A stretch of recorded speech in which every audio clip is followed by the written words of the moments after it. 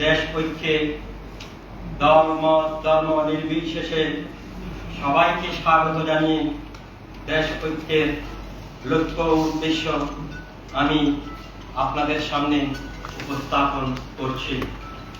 বিসমিল্লাহির রহমানির রহিম। দেশ ঐক্য কি চায়, কেন চায়, কিভাবে চায়? দেশ ঐক্যের লক্ষ্য ও উদ্দেশ্য: সেবা, প্রেম, ন্যায় বিচার ও উদার নৈতিক রাষ্ট্র গঠনে অঙ্গীকারবদ্ধ সংগঠন ও সৎ ব্যক্তিদের ঐক্যবদ্ধ করে জনমানুষের সম্মান ও মর্যাদা প্রতিষ্ঠা এবং দুর্নীতিমুক্ত কল্যাণ রাষ্ট্র প্রতিষ্ঠায় দেশ ঐক্যের লক্ষ্য ও উদ্দেশ্য।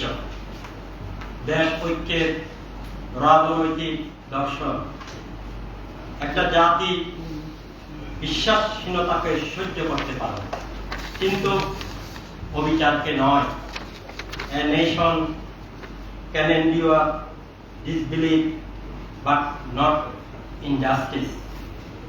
দেশ ঐক্যের সমাজ দর্শন: ভারসাম্যমূলক সমাজ ব্যবস্থা প্রতিষ্ঠা, to establish a balanced society.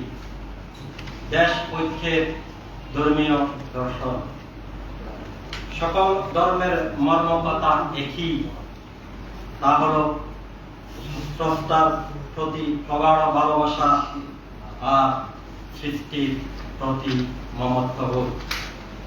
Spirit of every religion is same. It is devoted love for the creation and his creation. দেশ ঐক্য কি চায়?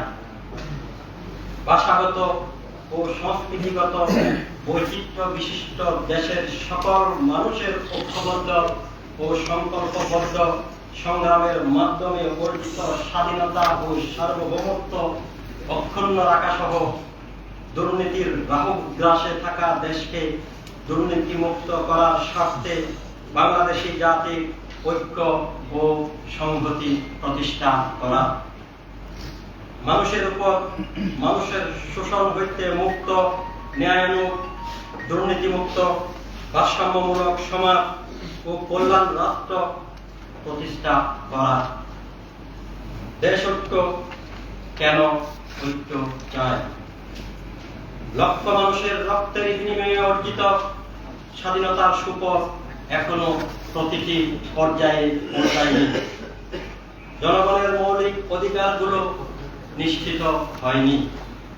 দেশ শোষক 22 পরিবারের হাত থেকে রক্ষা পেলেও দেশীয় দুর্নীতিবাদদের হাতে জিম্মি।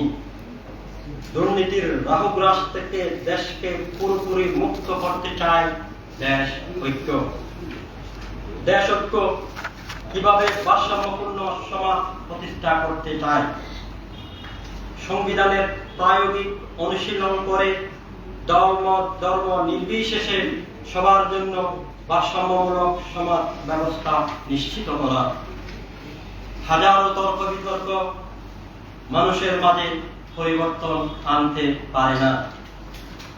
হাজারো দিন রাত্র ব্যাপী নির্যাতন চালালেও বিবেকের পরিবর্তন আসে না। হাজারো বন্দুকের গুলি আত্মাকে ক্ষত বিক্ষত করতে পারে না।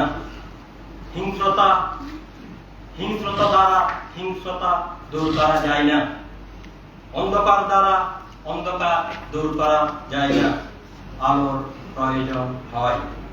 তাই নিজের মত কারোর উপর চাপিয়ে দিয়ে মতাদর্শিক সংঘাত বাঁধিয়ে দেশের ক্ষতি কাল করা উচিত নয়।